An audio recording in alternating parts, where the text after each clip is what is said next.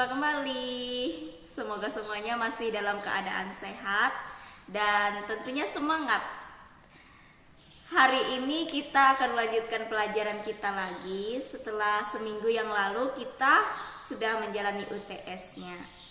Nah, untuk kelas 6 semua hasil PTS-nya bagus-bagus semua. Terima kasih sudah mengikuti pelajaran selama ini dengan baik ya. Terima kasih sudah menjalankan tanggung jawab kita masing-masing. Walaupun dalam keadaan lelah, bosan dan sebagainya, tetapi tetap mengutamakan tugas dan tanggung jawabnya. Oke, hari ini kita melanjutkan pelajaran kita tentang gereja mewartakan kerajaan Allah. Ya, jika pada pelajaran sebelumnya bahwa Yesus mewartakan kerajaan Allah, kemudian dilanjutkan oleh para rasul, nah sekarang dilanjutkan oleh gereja, yaitu umat Allah dalam persekutuan. Ya. Sebelum belajar, kita siapkan hati kita untuk berdoa. Dalam nama Bapa dan Putra dan Roh Kudus. Amin. Ya Bapa yang Maha Rahim, karena cinta dan kerahiman-Mu, Engkau mencintai serta menyelamatkan kami meskipun kami orang-orang berdosa. Melalui Yesus Kristus kami mengenal-Mu sebagai Bapa yang penuh kasih. Ajarilah kami untuk taat pada kehendak-Mu, sehingga Engkaulah yang memerintah sebagai Raja dan kami menjadi umat-Mu yang setia.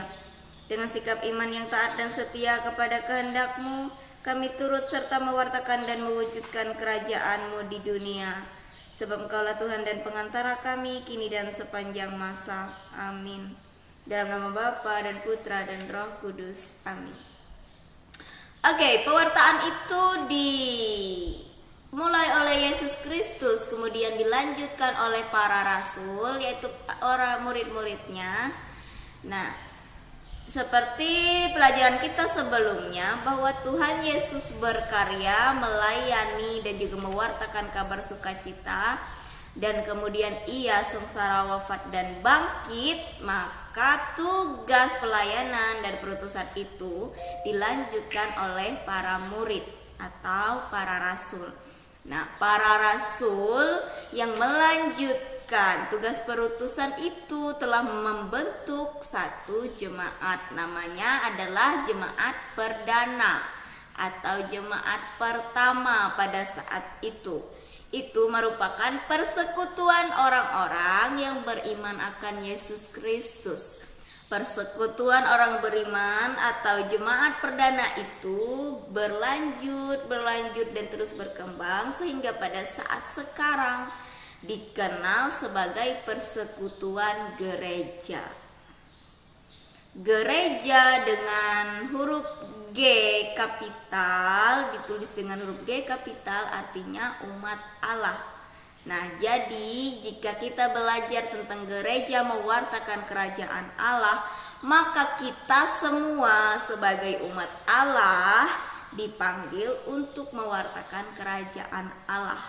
Jadi tugas perutusan untuk mewartakan kabar sukacita itu, mewartakan kerajaan Allah itu tidak hanya diemban oleh pemimpin gereja, oleh petinggi-petinggi gereja, oleh Bapak Paus, Bapak Uskup, para imam, atau biarawan-biarawati seperti suster, atau kaum awam, katekis dan sebagainya, tetapi merupakan tugas kita semua sebagai orang beriman.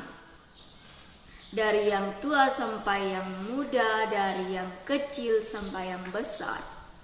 Ya.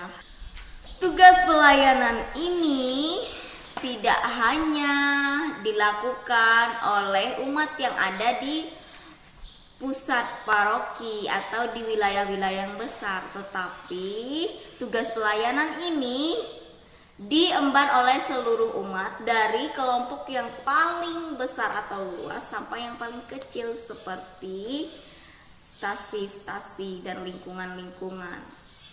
Bagaimana kita mewartakan kerajaan Allah dalam kehidupan kita sehari-hari?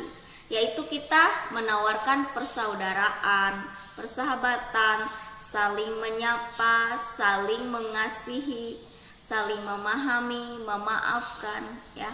Itu adalah hal-hal yang merupakan termasuk hal kecil untuk kita lakukan, tetapi sangat berdampak besar untuk pertahanan dan juga relasi kita di dalam suatu kelompok atau persekutuan.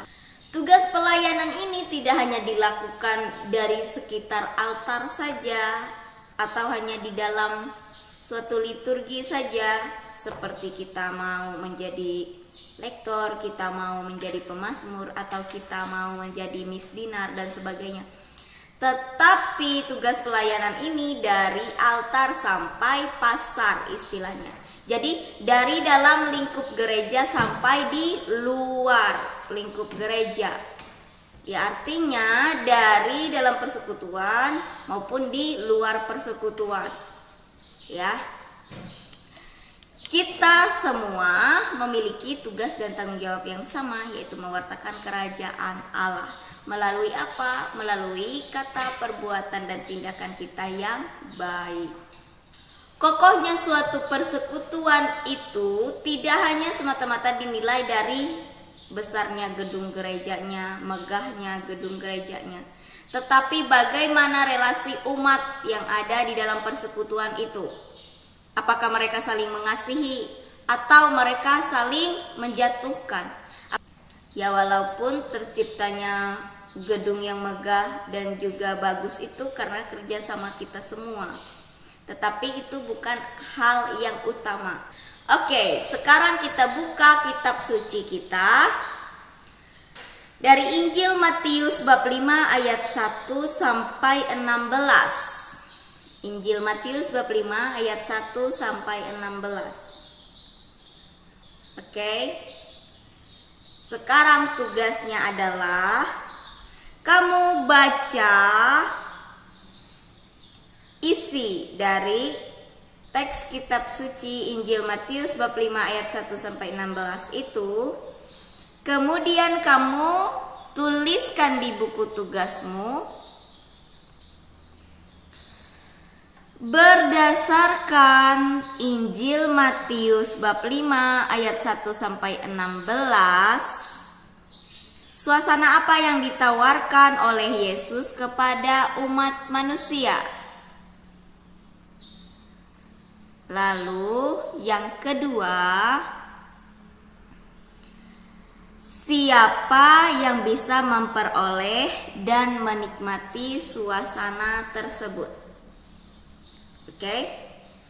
Pertanyaan yang pertama, suasana apa yang digambarkan oleh teks kitab suci Matius bab 5 ayat 1 sampai 16 itu yang ditawarkan oleh Yesus?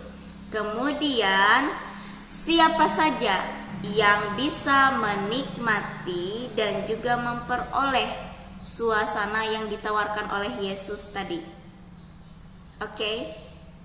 Itu saja tugasnya untuk hari ini. Mari kita tutup dengan berdoa.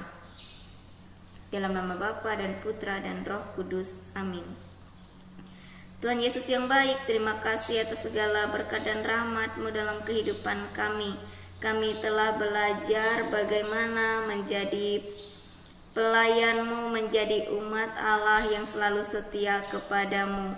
Mampukanlah kami untuk saling melayani dalam persekutuan kami, dari persekutuan yang paling kecil sampai persekutuan yang paling besar. Mampukanlah kami untuk saling mengasihi antara satu dengan yang lain dan saling peduli. Sebab Engkaulah Tuhan dan pengantara kami kini dan sepanjang masa. Amin. Dalam nama Bapa dan Putra dan Roh Kudus. Amin. Oke, go semangat untuk mengerjakan tugasnya hari ini. Jangan lupa selalu berdoa dan bersyukur. Jaga kesehatan, dan kalau keluar rumah jangan lupa pakai masker, ya. Tuhan Yesus memberkati. Bye bye.